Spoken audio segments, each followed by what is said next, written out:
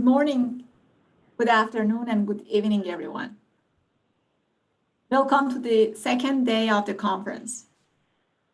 I hope you all enjoyed your time in the first day of the conference and all the keynote speeches, as well as the technical sessions and presentations, tutorials, everything.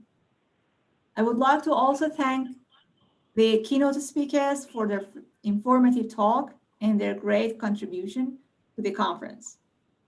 Now we are in the second day of the conference, and we also have different talks and technical sessions organized for you today. We have 3 keynote talks for today. Our first keynote speaker is Professor Ramtin Sioshansi from Ohio State University. And our second speaker is Professor C.Y. Chung from University of Saskatchewan, Canada. And the third presenter is Professor Gerald Levitch from Queensland University of Technology. Now let's start our first keynote talk by our first presenter, Professor Ramtin Sioshansi. Professor Ramtin is an Associate Department Chair of the Department of Integrated Systems Engineering, an Associate Fellow in the Center for Automotive Research, and a faculty affiliate member of the Center for Energy Research Training and Innovation at the Ohio State University. His research focuses on the integration of advanced energy technologies, including renewables, energy storage, and electric transportation into energy systems. He also works in energy policy and electricity market design, especially as they pertain to advanced energy technologies. Currently, he is serving a third 2-year term on the Electricity Advisory Committee of the U.S. Department of Energy and is the chair of its Energy Storage Subcommittee. I would like to invite him to give us a talk about market and regulatory design for energy storage. Thank you. Great. Thank you so much for the invitation and for the very kind introduction. Let me share my presentation. So hopefully everyone can see that. As Sarah said, the topic that I'm going to be talking about is market and regulatory design for energy storage. And really the topic is kind of looking at some of the contemporary issues that we're going to have to deal with in terms of integrating energy storage into electricity systems. So as far as an outline of what I'm planning on speaking about, first, I'll go through a little bit of just a little bit of a background on different potential applications for energy storage. Basically, what can energy storage do? Then I'll talk briefly about how energy storage is incompatible with prevailing regulatory practice.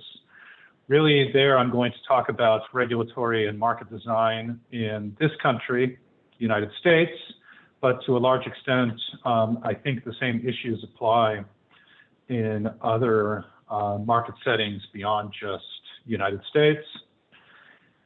Then the third part of what I'm going to talk about is I'm going to present what I'm terming here some incomplete solutions, meaning this is based on some work that I and students that I've worked with have done that's kind of, I think are developing some pieces of the puzzle as far as answering and addressing these incompatibilities between the capabilities of energy storage and basically how prevailing regulatory practice and market design, how those interplay in our electricity markets in the United States. And then I'll conclude with just a little bit of a summary and a little bit of what I see as some of the next questions as far as addressing these challenges that I'm going to be speaking about. So in terms of what are some of the applications that energy storage can be used for, so this slide here basically provides a categorization that I think covers the vast majority of potential applications of energy storage. And I'll go through each of these briefly just to kind of round out this introduction. But basically, I've categorized these. Basically, I've lumped them into 4 categories. The first is energy arbitrage generation shifting. The second is capacity deferral. Third is ancillary services. And fourth is end user applications. Now, one thing that you'll notice immediately is I don't have anything on here that speaks explicitly about renewable energy. And that's because to a large extent, I think renewable energy applications can fall under one of these categories that I've come up with. So basically, to a large extent, the integration challenges that renewables raise, those probably can fit into the energy arbitrage generation shifting category, because a lot of what people talk about with respect to renewables is basically shifting wind or solar production between periods of high resource availability to periods of low resource availability. And then there are also clearly some ancillary service applications that fall under renewable integration, such as increasing need for, let's say, ramping capability or supply side flexibility.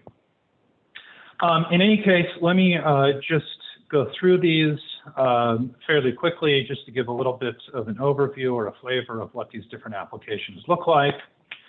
So the idea of energy arbitrage, which is illustrated in this figure here, what the figure is showing is the red line, and the axis that goes with it is the axis on the right-hand side.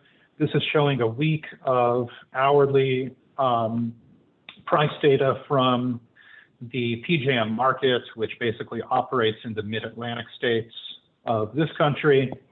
So you see a week of hourly electricity prices, and then the blue bars and the axis that goes with the blue bars basically shows up on the left-hand side. You can see if you were basically trying to arbitrage these hourly price differences, what the charging and discharging patterns look like. These data are, if I remember correctly, I think they're from 2007 or 2008. So back then, the prices still had a very strong diurnal pattern.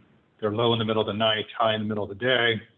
And so you ended up with fairly predictable charging and discharging patterns. Of course, with renewables and other things changing net load patterns, you might see differences in what these price and charging and discharging patterns would look like today compared to a decade ago. Capacity deferral. So I'm illustrating here 2 versions of capacity deferral. One is generation capacity deferral.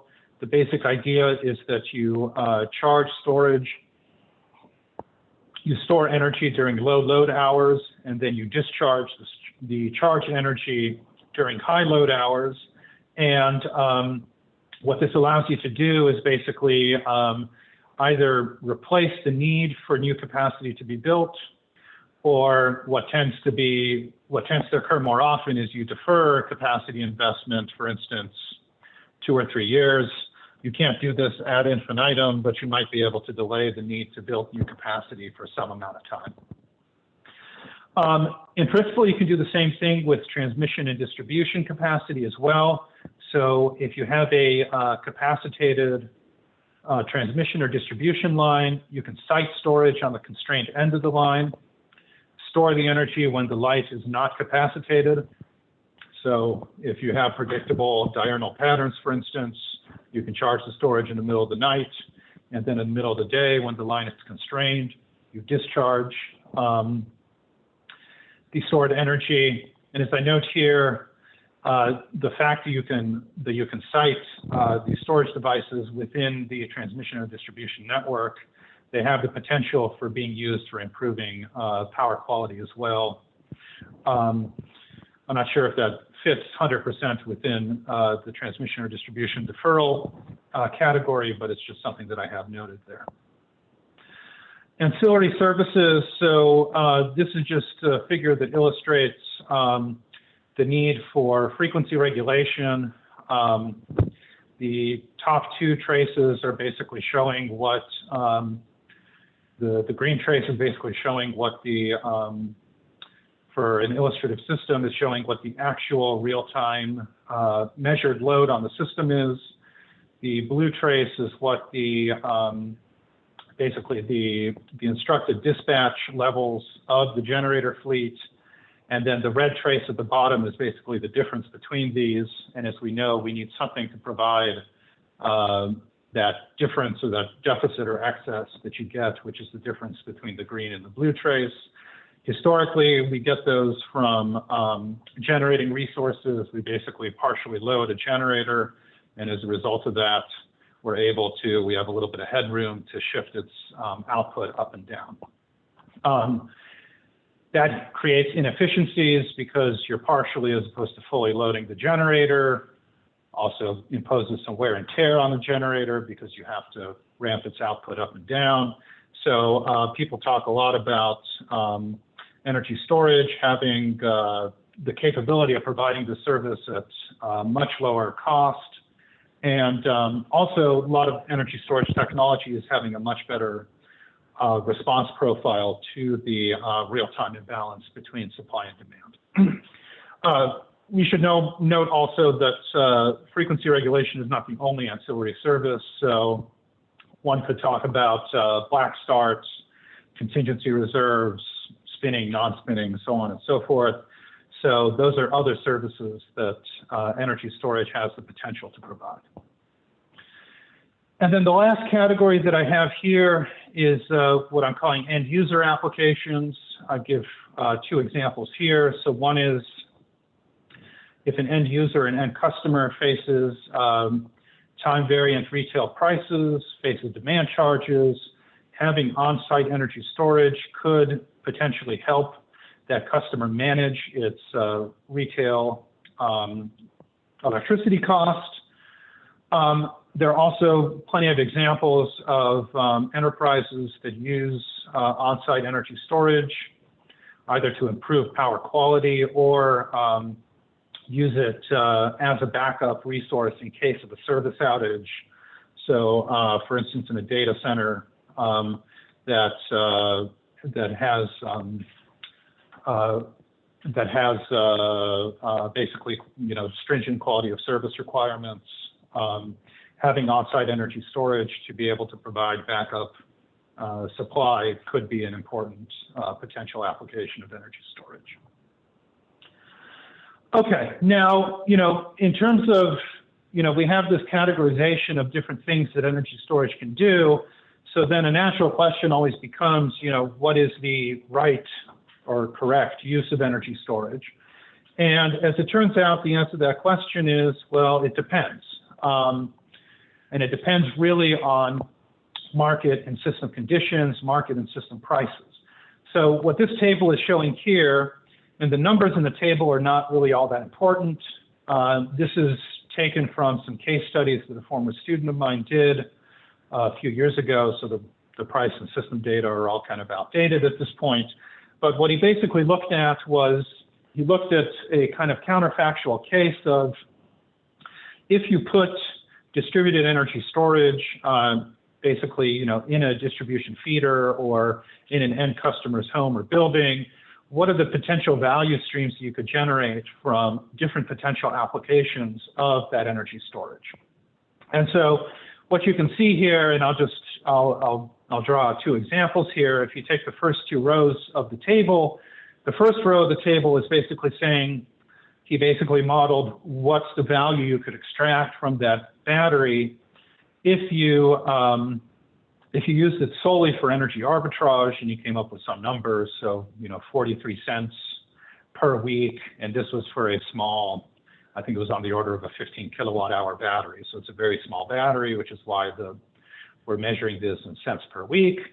And then he said, okay, well, if in addition to providing energy arbitrage, what if we use this as well for as a backup resource in case there was a service disruption to the end customer? And so what he basically found was there's a little bit of a trade-off. You do a little bit less energy arbitrage. That's because you want to keep a little bit more energy in the battery. So the arbitrage value drops a little bit. Instead of 43 cents, we're getting 42 cents. But you make up for that because in expectation, you get about 5 cents of avoided load curtailment value. And so when you put that together, the total value of the battery goes up from 43 cents to 46 cents. And then as the table shows, you looked at different combinations or different potential combinations of applications that this battery could be used for. Again, the numbers in this table are not all that important. It's really just illustrating that depending on how you're going to use the resource, the potential applications, you can extract different value streams. Okay, so that kind of gives us the overview of what we can do with energy storage. So now the next question becomes, what is the issue? Why am I kind of, what am I talking about in terms of incompatibility between these different potential uses of energy storage and the way that we design electricity markets and we treat energy system assets from a regulatory perspective? And so really what this comes down to is that in this country and most other jurisdictions that have restructured their electricity markets, what we have is kind of a hybrid design. And we have a design that's kind of a hybrid between market-based and regulated services. And so that's kind of what the top of the slide is showing. Again, I can speak very specifically to the US context, but this should be similar in other regulatory jurisdictions. We have some energy system services, so provision of energy as an example, provision of ancillary services. In most cases, the building of generation capacity, these are market priced or market contingent services. And then we have a series of services that are regulated. Transmission capacity, distribution capacity, those are two examples. And so in this country, at least, the regulatory treatment of assets differ depending on which of these two buckets they live in, whether they live in the bucket of market price services or if they live in the bucket of regulated services. So two examples that I give here, by virtue of the fact that energy is priced in the market, the way that generation capacity is built in our wholesale markets is basically investors have to front the money, build a generation asset, and then they recover their investment costs through the wholesale market. Basically, the revenues that they earn in the wholesale market is what pays for those assets to be built and maintained. On the other hand, distribution and transmission, because to a large extent they still live in this regulated bucket, the vast majority of T&D assets that get built in this country, they basically still get cost recovery through rate base, meaning basically it still goes through a regulatory process, and to a large extent, the cost of those assets are basically recovered through regulated surcharges that are charged to customers. And historically, assets don't cross these lines or these boundaries between market price and regulated services.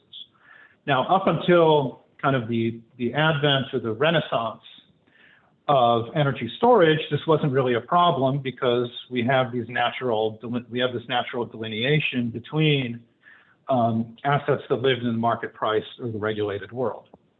What's the problem now? Well, if I go back to the list I gave you before of different potential energy storage applications, what we see is that some of these applications, and again, what's on the right-hand side here is kind of speaking to the US context. So the exact delineation may be a little bit different, but basically some of these services are market priced, some of them are regulated. And so if we want to basically extract all of the potential value from our energy storage asset, we have to figure out a way to cross these boundaries or these lines between market priced and regulated services. And again, just to illustrate this, if I go back to this table that I showed you a moment ago with these potential applications of energy storage, well, if I take the third line of the table here, where I'm using energy storage for energy arbitrage, which is a market price, market contingent service, and I'm using it for distribution deferral. So basically, I'm using the energy storage to avoid having to build new distribution infrastructure. Can I, within the legal frameworks of these market and regulatory designs, can I basically extract those two value streams? Now, the answer to this question is mixed. And it's mixed because in some parts of the country, they've dealt with this head on. In some places, they've kind of kicked the can down the road. Now, the best example that I can give where they've kind of dealt with this issue head on is an example that played out in Texas a few years ago. So there's a demonstrative example that took place there. What happened was a number of years ago, a regulated transmission and distribution utility that operates within the state of Texas. This utility is called Oncor. They proposed to the Public Utility Commission of Texas building about 5 gigawatts of distributed batteries that would have been spread out across its service territory. Now, state law at that time, state law is the same today. So at that time, still today, state law basically bars transmission and distribution utilities from owning assets that participate in the wholesale market. Now, as I note here, this is probably good from a price formation perspective, especially in Texas, because Texas is an energy-only market. Basically, there's no explicit capacity auction, there's no explicit capacity mechanism. So Texas relies on scarcity prices to get generation capacity built. And so why is this really important from a price formation perspective, and especially in an energy-only market? Well, basically, if Oncor, if this transmission and distribution utility had been allowed to build 5 gigawatts of batteries, and if those batteries were allowed to participate in the wholesale market, you could envision a situation in which Oncor, because it is a utility and it's serving end customers, it might actually have an incentive to use those batteries in a way to suppress the wholesale price. And if you end up with these batteries suppressing the wholesale price, then that can basically it can basically suppress the price signal or the incentive for people to build generation capacity. Now, how did this particular example play out in Texas? Well, what basically happened was that the batteries, if you looked at the cost benefit, and if you looked at the cost benefit just on the basis of providing unregulated distribution deferral and voltage support benefits, then basically the batteries were not worth the cost. It was cheaper to do just kind of a traditional wire solution or a distribution solution. The whole premise of Oncor's proposal was that if they could extract the distribution deferral and voltage support benefits, basically avoiding the cost of doing a wire solution to their distribution capacity constraints, and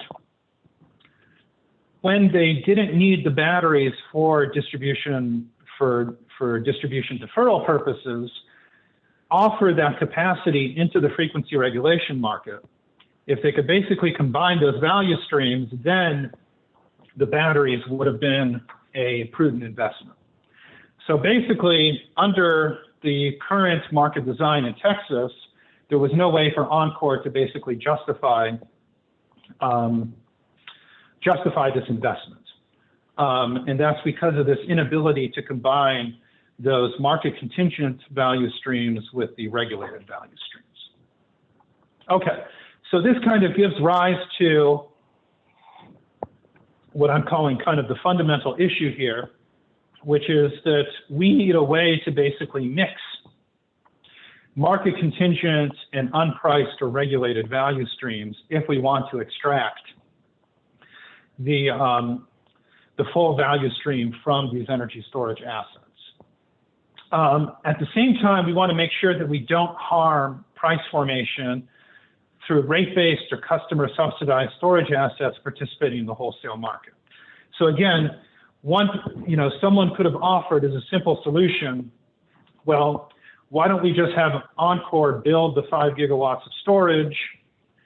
They get customers to pay for the 5 gigawatts of storage, and then whatever revenue those batteries earn in the market, that gets rebated to the customers. So it basically reduces the amount that they have to pay in terms of rate-based costs for paying for those batteries.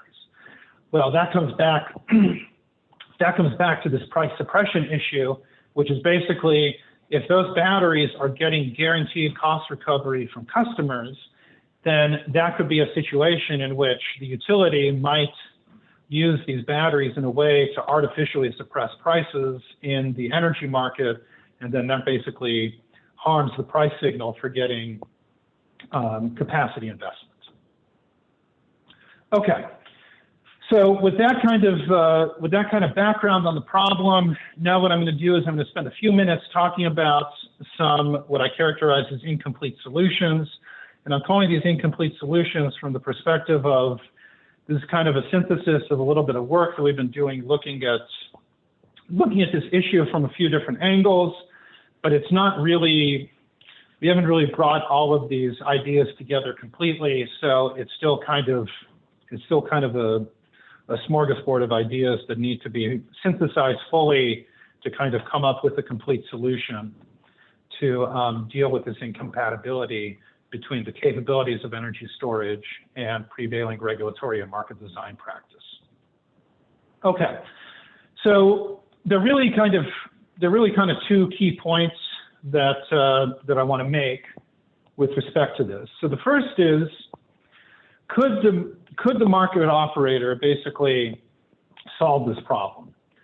And as the first bullet says here, in theory, if the market operator has complete information, what I mean by complete information is basically if it knows what all those different potential value streams are. So what is the value of using a battery as a distribution asset versus using it for frequency regulation versus using it for other potential applications, then in theory, the market operator could solve this problem because it could basically co-optimize the operation of all the energy storage assets across multiple value streams. And so what this basically kind of leads us to is a possible solution, which is, could we just treat energy storage as what I'm calling here, and I'm being a little loose with my terminology, but I'm calling it a public asset in the sense that you kind of hand over operation of the storage assets to the market operator. And that's kind of like what we do with the transmission infrastructure in US markets. So in US markets, basically, the market operator has operational control of the transmission network. And that's how we kind of deal with the network externalities of the transmission system.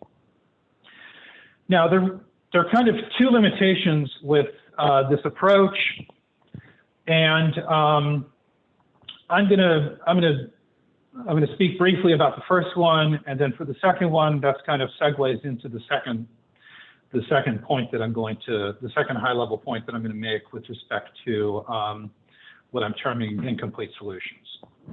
So the two limitations are, one, market operators and stakeholders historically in this country have had reluctance to having the market operator basically dispatch energy storage. And I'll give a specific example of this. The second restriction or the second limitation is that, at least in this country, market operators, their market models really do not have visibility into, don't model the sub-transmission level.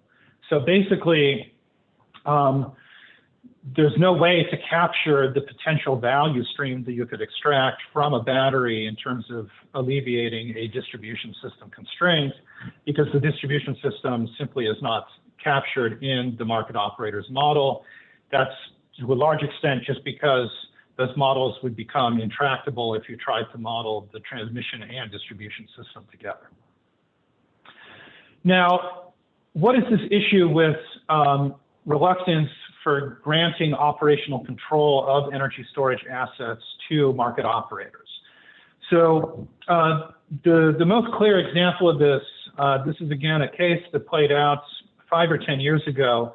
It involved a pumped hydroelectric storage plant that was proposed as an energy storage solution to a transmission bottleneck in California. This plant that was called LEAPS was going to be built in the foothills between Los Angeles and San Diego. San Diego, historically, still is today, is kind of a, there are a lot of transmission bottlenecks. There's a lot of congestion into San Diego. And so this pumped hydro storage plant was basically going to be used to basically help alleviate congestion on those transmission lines going from Los Angeles to San Diego.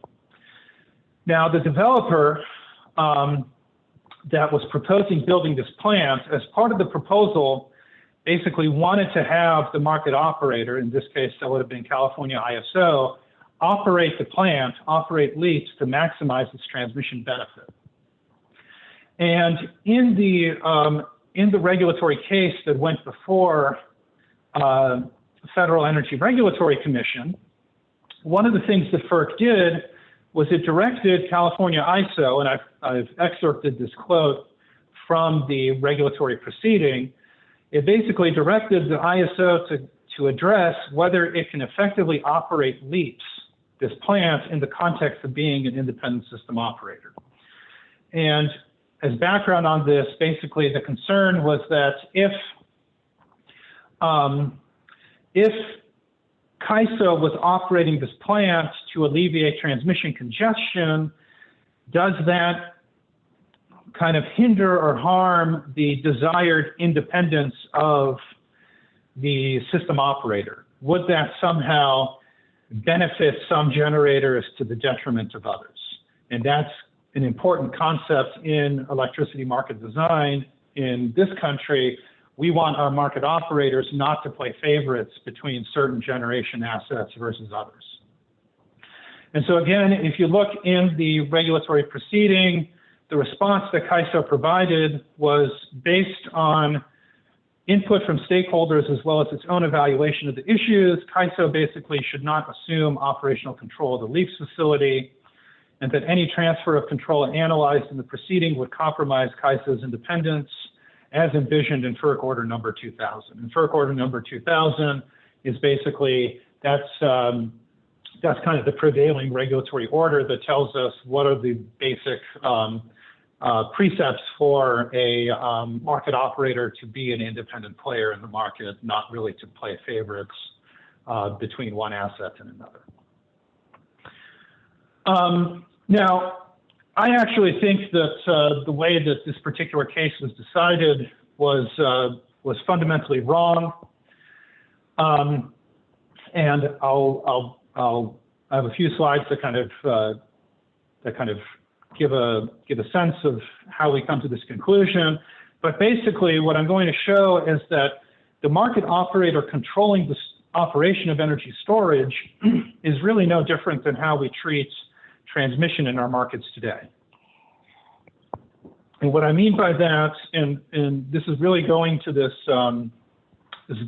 92 Journal of Regulatory Economics paper by Bill Hogan, in which he basically shows that giving operational control of the transmission infrastructure to the market operator, it gives you short and long run efficiency in terms of the use of the transmission infrastructure and investment in transmission infrastructure. So what Hogan shows in his 92 paper is that if the market operator controls the operation of the transmission infrastructure, you get short run efficiency in the sense that the rents or imputed rents that go to the transmission system are minimized, while you maintain incentive compatibility for transmission owners to make their assets available to the market operator.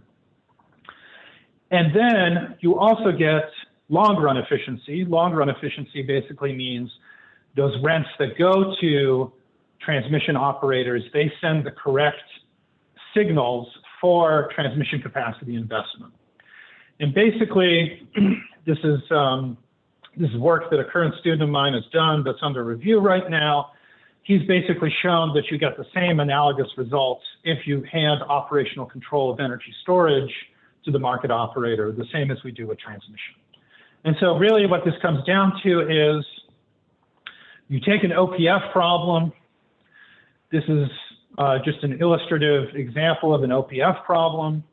And so basically the objective function is maximizing social welfare. It's the difference between customer willingness to pay for energy, the cost of supplying energy from generators. You have constraint 2 is nodal load balance, constraint 3 is system-wide load balance, constraint 4 is generator capacity constraints. 5 are your flow limits on the transmission infrastructure, and constraint 6 are basically demand limits on the part of your customers. So basically, if I just take objective function 1 and then constraints 2 through 6, that's kind of your textbook OPF problem. That's akin to what market operators solve today. I have to take those red terms that are in the load balance constraint 2 out because those are basically what's being supplied by the energy storage. Now, when I add energy storage to the market model, basically I get those two terms in constraint 2. That's basically what's being supplied or consumed by the energy storage. And then I get also constraints 7, 8, 9, and 10. Those are basically constraints that pertain to the operation of energy storage. When I put this all into my OPF problem, if I write the dual problem, I end up with something that looks like this. And what I've done here is I've highlighted in red the changes to the dual problem that come about because we put energy storage into the market model. And really what we have is in the objective function, we have this additional term that shows up. That is the term that represents the rents that are being paid or the rents on the energy storage. And then constraints 15, 16, and 17, these are basically incentive compatibility constraints that are akin to constraints 14 for demands and constraint 12 for generators. So constraint 12 for generators, that is analogous to constraint 15. Constraint 15 basically sets the rents when energy storage is being discharged, because when energy storage is being discharged, it's behaving like a generator. And then constraint 14, well, that's akin to constraint 16, because constraint 16, those compute the rents when energy storage is charging. When energy storage is charging, it's behaving like a load. So what this basically tells us is that from a short-run operational perspective, giving operational control of energy storage to the market operator doesn't really create any unique market independence issues as were envisioned in the LEAPS case. Really, it's the same thing that we do with the transmission infrastructure today. In terms of long-run efficiency, the work that my student did, he basically, so he's got a theorem that basically shows that energy storage rents that come from market operator control of energy storage induce a socially optimal amount of energy storage investment. You can basically show that by showing that the marginal rents are equal to the marginal cost of investment, and so that's what you need to get efficient investment on the back of the rents that energy storage earns. So what are the kind of the key takeaways from this? The key takeaways are that this concern that's been raised, at least in this country, about giving operational control of energy storage to market operators, at least from a market independence issue, from a market independence perspective, is not really an issue. The market operator controlling energy storage also could potentially address some other complications. So an example that I give here is non-convexities. What I mean by that is prices will not reflect necessarily the benefits that energy storage could provide in avoiding generators having to cycle on and off. Those are examples of non-convexities. So if you rely on energy storage basically to operate on its own based on prices, it's not necessarily going to capture those types of benefits. The market operator can, because the market operator, at least in North American markets, is solving the unit commitment problem. So if it's co-optimizing that with the operation of energy storage, it can kind of take care of that problem. Now, again, we haven't really addressed that second issue with market operator control, which is that the market operator normally doesn't model and can't capture sub-transmission applications. And so what I'm going to go through really quickly is a concept of using what I call storage capacity rights as a means of capturing the full range of value streams. So what is the concept of energy storage rights or storage capacity rights? So the basic idea, and it's kind of illustrated here, is that you can have an energy storage asset that's in the upper right corner of the figure. And what the energy storage basically does is, as opposed to making operational decisions itself, what it basically does is it auctions off or it allocates capacity rights to third parties who want to use energy storage. And then by auctioning off these capacity rights, what I'll show in a moment is basically it can determine what is the value maximizing combination of different potential applications. And then those third parties, they basically deal with the cost recovery issue that I mentioned before based on how they're going to use the asset. So to talk a little bit more about the concept, the first part I mentioned, so we basically auction off storage capacity rights to third parties who want to use energy storage. Cost recovery of those rights is basically done by the third parties based on their intended use. So I give two examples here. A wind generator might want to use storage to shift wind production from the middle of the night when prices are low to the middle of the day when prices are high. And so if it wants to use the energy storage to do that, it buys these storage capacity rights. The application that it wants to use it for are priced in the market, so it recovers the cost of buying those rights through the wholesale market. Basically, what it earns from shifting its production from the middle of the night to the middle of the day, that gives it revenue that it uses to recover the cost of buying these capacity rights. As a second example, we might have a transmission and distribution utility that wants to buy rights for service reliability. So Encore, for instance, is worried about its customers having their electricity service disrupted. It can buy capacity rights from a battery. It doesn't own the battery, someone else owns the battery, but it buys these rights because it's providing service reliability to customers. In this country, at least, service reliability is a regulated service, so those costs would be recovered through rate base. There's not a wholesale market price signal for service reliability that basically goes through regulatory rate base. The third point here is basically because we're allowing different third parties to compete for rights for different purposes, in theory, we allocate these rights in a way that maximizes the potential value of the asset. And then the fourth point is, well, if we basically figure out how these rights get allocated between the wind generator and the T&D utility, well, now we know what is the kind of optimal way to operate the energy storage, taking into account transmission and sub-transmission applications. Remember, this is premised on the concept, on the idea that the market operator isn't able to capture sub-transmission applications in its market model. What does it take to define storage capacity rights? So what I note here is basically, to a first order approximation, when you use storage, there are really two governing constraints.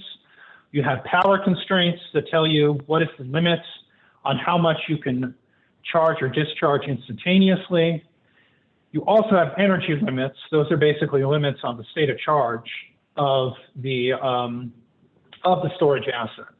And so depending on how someone wants to use energy storage, that could impact power and or energy constraints. So again, the example that I give here, or the two examples that I gave before, the wind generator that wants to shift wind production to a higher price period, all that wind generator cares about is it cares about charging energy at a specific point in time and discharging it at a specific point in time. So it wants to charge in the middle of the night. It wants to discharge at 10 a.m. the next morning. So that's all it cares about. It doesn't actually care about what happens to those megawatt hours or those kilowatt hours between midnight and 10 a.m. Anything, the state of charge of the battery could fluctuate however it ends up fluctuating, as long as it's able to inject and withdraw energy at those specific points in time. In the other case, the transmission and distribution utility, because it wants to use the storage for backup power services, it actually cares about the state of charge of the battery. It wants to make sure that when it injects the energy, it wants to make sure that that energy remains in the battery. And so those two different users of the battery, or whatever the storage asset is, doesn't have to be a battery, care about the power and the energy constraints in a different way. So here what I give is an illustration of two potential ways to define storage capacity rights. One I call a power capacity right. The other is an energy capacity right. So a power capacity right basically entitles the holder to inject energy into or withdraw energy from storage at a given point in time. An energy capacity right you can think of as kind of being a point-to-point right, because it allows you to inject energy, keep it in storage, and then withdraw it at specific points in time. And this figure is kind of meant to illustrate what this looks like. So you can see I've put here charging and discharging power rights. These are just a single point in time injection or withdrawal of energy. All the way on the right-hand side, this energy right basically is a point-to-point transaction, meaning the energy is injected into the storage at time 1. It has to remain in the storage in times 2 and 3, and then is withdrawn at time 4. Okay. So how do you allocate these? Well, allocating these is a lot like, basically we formulated a lot like we would an FTR, a financial transmission right auction that we run in North American markets. So basically what we do, and that's what objective function 22 is doing here, we basically take bids or offers from different third parties saying what they're willing to pay for the rights that they get. And then we determine how much to allocate to everyone. Those are the queues. And we allocate them in a way that maximizes the value of the portfolio that we allocate to the third parties.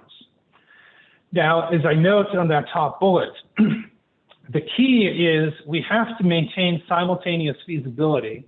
And this is the same with FTR auctions. We have to maintain simultaneous feasibility of the rights that we allocate. So what I mean by that, in the example that I give here, is if I have a 15 megawatt battery, and I have a wind generator and a T&D utility, each of which wants to use 10 megawatts of capacity, well, I can't fulfill their desire 100%. So basically what I would do is the wind generator tells me how much it's willing to pay. The T&D utility tells me how much it's willing to pay. I'll allocate the 10 megawatts to whoever has the higher willingness to pay. And then the 5 megawatts that's left, I'll allocate that to the other third party. And that's basically constraints 22, 24, 25. Those are basically the simultaneous feasibility. I'm basically making sure that the capacity rights that I've allocated, if I were to schedule those physically, that I don't violate the power of the energy constraints. So if I maintain that simultaneous feasibility, and then I kind of do what would be efficient pricing based on Lagrange multipliers, I end up with something that's analogous to locational marginal pricing, which we do in North American markets.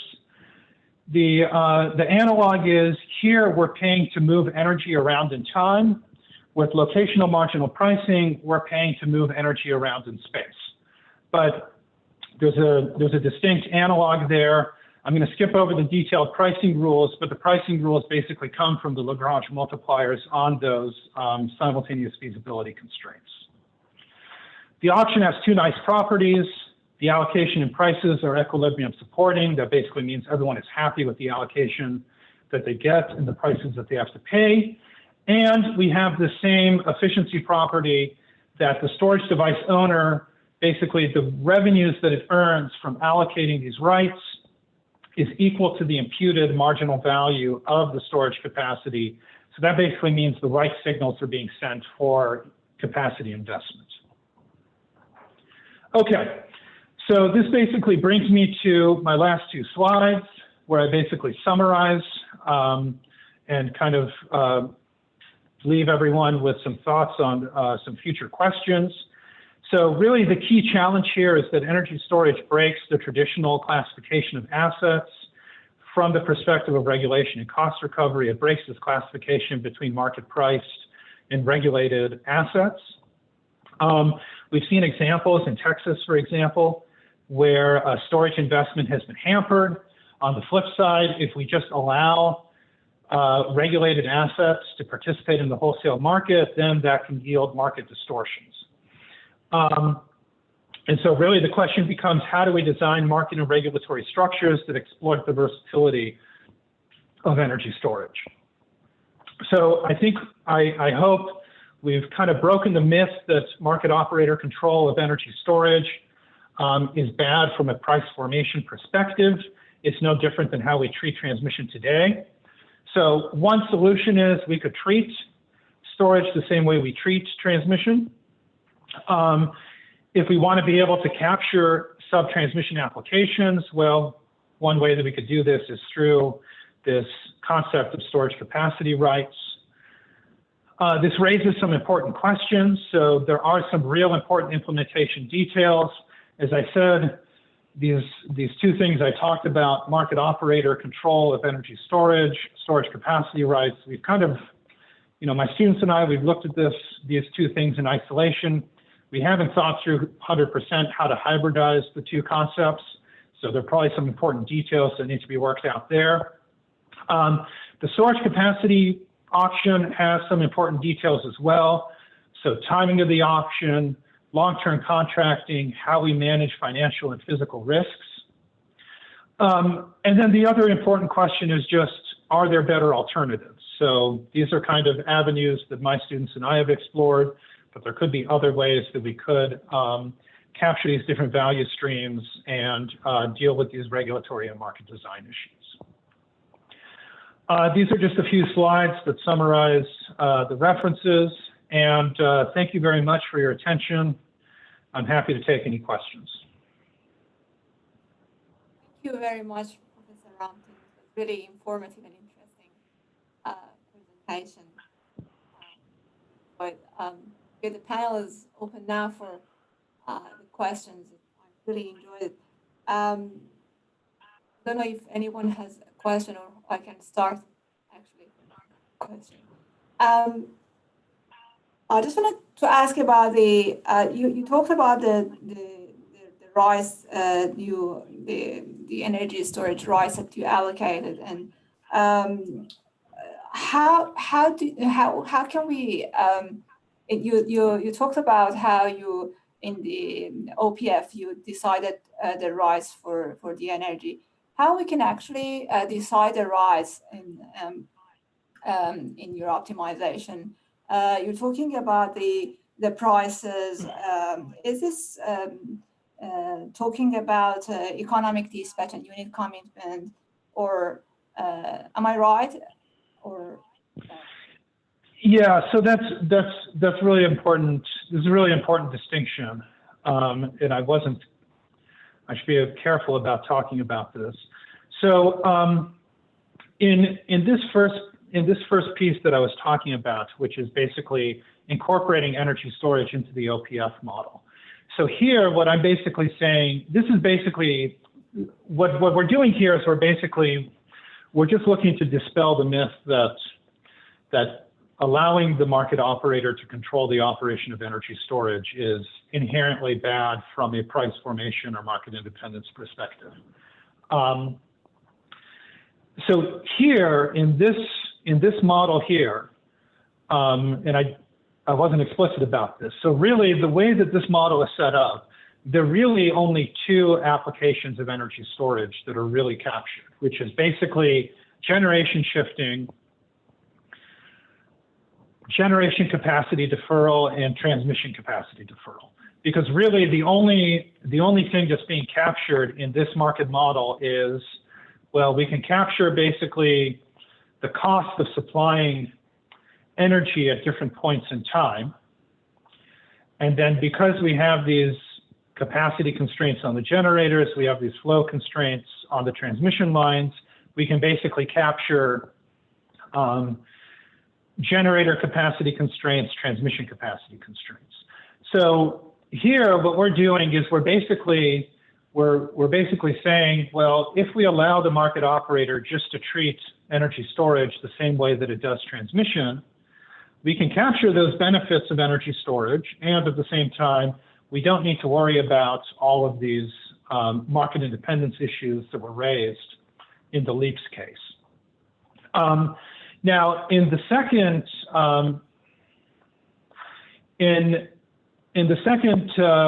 kind of the second part of when I was talking about my quote incomplete solutions, here this concept of allocating storage capacity rights, this is basically what I'm saying is one potential way to capture other potential uses of energy storage beyond just generation shifting, generation capacity deferral, transmission capacity deferral. Because here what you're doing is you're basically allowing third parties, so it could be a transmission and distribution utility like Encore. A transmission and distribution utility like Encore can come and say, I want to buy 10 megawatts of capacity from this battery, and I'm willing to pay, $300 per megawatt because the potential use is very, very valuable. And so now that is basically allowing the auctioneer, and the market operator could be the auctioneer here. So the market operator basically says, okay, well, I could use the battery for, generation shifting. That's worth $70. Encore is telling me that it's willing to pay $300. So I should allocate the capacity rights to Encore because it's a higher value stream, basically. So again, I just want to stress, these are really two disparate but kind of related, and that's what I was saying about, there are a lot of details to be worked out as far as hybridizing these two concepts of could you use the storage capacity right concept as a way to have the market operator operate energy storage, but at the same time take into account applications of energy storage that don't fit within its typical market model. Thank you. There is another question. Chat session, very interesting presentation from the regulation perspective. What are the major differences between the generator and an energy storage charging? Yeah, so that's so basically from a regulatory perspective, I mean, this is really, what I've excerpted from the LEAPS case is really at least, 5-10 years ago when this case was decided by FERC, this is really what FERC's thinking was about the difference from a regulatory perspective between energy storage and generation. Because as we know,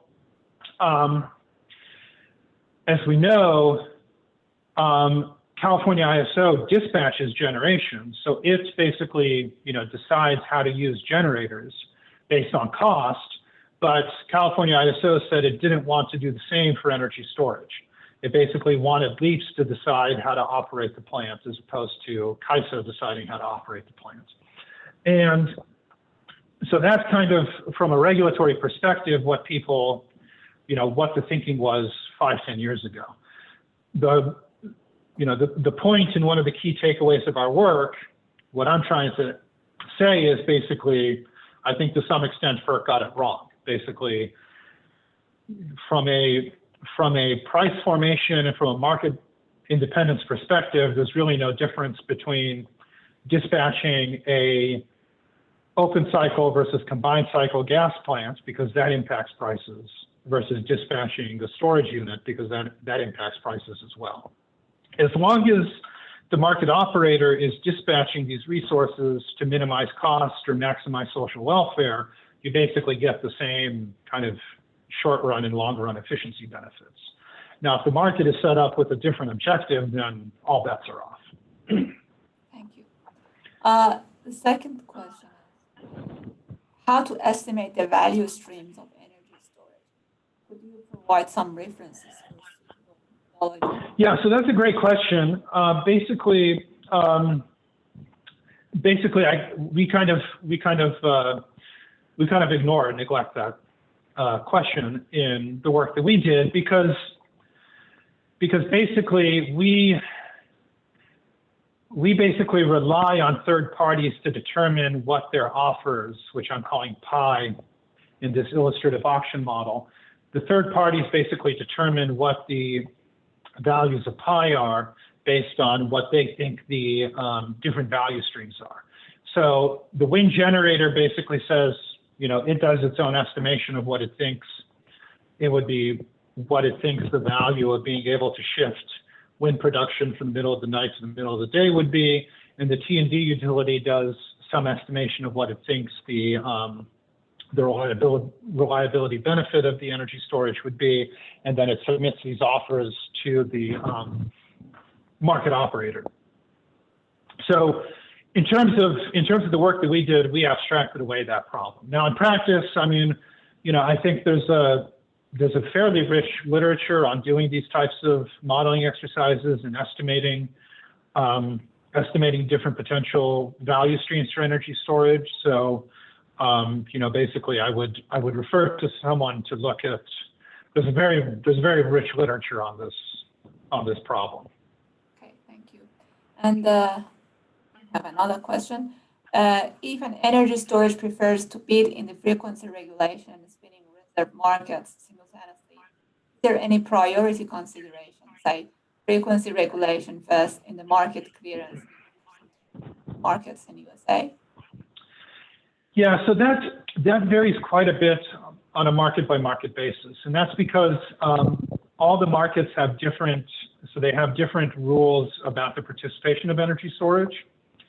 Now, a few years ago, FERC promulgated this order, which is Order 841, and 841 is supposed to some extent, harmonize the market rules around the treatment of energy storage. So basically, pre-Order 841, each market had different, and some markets only allowed energy storage to participate or provide some subset of services. So part of what Order 841 is supposed to do is it states fairly explicitly that any potential application that energy storage is physically capable of providing, there has to be a market participation model for energy storage.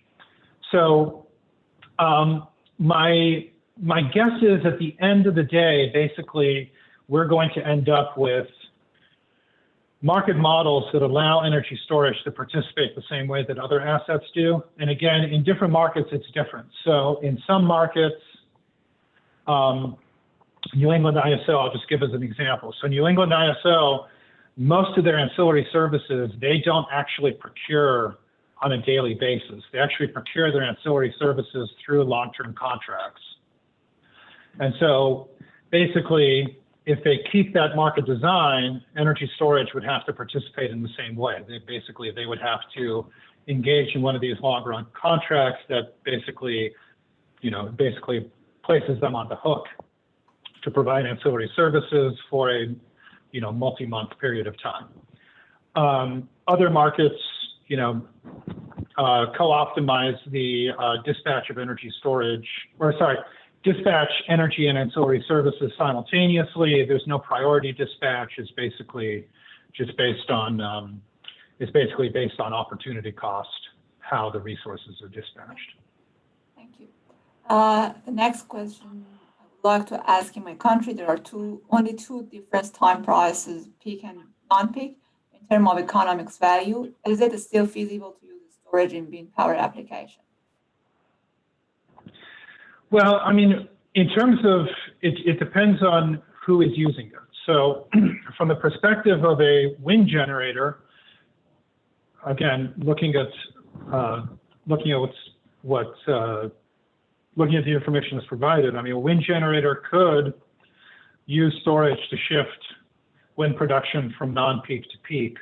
I'm working on the assumption that prices are higher during peak. And so that really just depends on how big the price difference is, whether you can actually justify it. Now, a market operator might, because, might be able to extract other value streams that aren't reflected in that peak, non-peak, in those peak, non-peak prices. And that would just depend on whether the market operator captures other potential uses of energy storage. And the last question, the variable cost of renewable generation is essentially zero, and storage breaks the need to balance instantaneous supply and demand.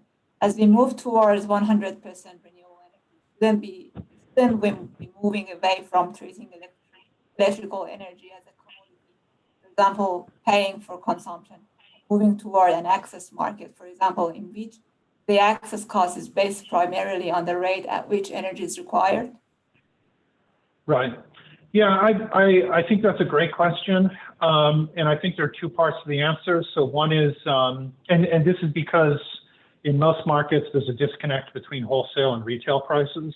So from a retail perspective, I think we definitely need to move in that direction. Definitely in parts of the world that are seeing use of distributed energy resources such as rooftop solar. Just as an example, because customers with rooftop solar, if you're relying on volumetric, retail prices based on kilowatt hours consumed, those customers basically, because they have panels on their rooftops, they're going to be paying less and less for all of the fixed infrastructure costs. So at the retail level, definitely as you're seeing more distributed energy resources entering the system, you're going to have to move away from pricing through energy consumed and pricing towards reliability of service or through guaranteed power capacity or something like that. On the wholesale level, it depends. I mean, on the wholesale level, you could maintain current design in which you're pricing energy. Bill Hogan, just as an example, he advocates for maintaining the current design, and basically what he says is that, his vision is that many hours of the year, the wholesale price will be zero, because you basically have excess supply from renewable generators, and then you will have these periods in which the price spikes or peaks to, $1,000 or $10,000 or $20,000 or $50,000 per megawatt hour, because you have capacity constraints or you have scarcity issues. And then those types of scarcity issues, those could provide very strong incentives for either demand side flexibility, demand response, or it could provide incentives for building energy storage, because you could arbitrage incredibly large price differences between when you have excess supply and when you have scarcity issues. That's not the only way to do it. So you could move to a situation in which you're pricing capacity as opposed to pricing energy as a commodity. I think to some extent, some of it comes down to kind of philosophy of how you want to design the market. I'm not convinced that there's a single correct answer, but yeah, people have competing visions as to how to do this at the wholesale level. Thank you. We still have another question. I think it should be the last question because we're running out of time. So this question is, what is your opinion about the future electricity market? Will it be a wholesale and distribution market integrated market or an extended wholesale? That's difficult to tell. So I think in the short run, probably, my guess would be probably you're going to see us moving towards a design in which you have a transmission system operator, and then you have distribution system operators, and then you have some sort of coordination mechanism at the seam between the transmission and distribution systems. I think that's just because, today it just doesn't look realistic to have a single entity that controls, that basically models and captures the T and the D systems simultaneously.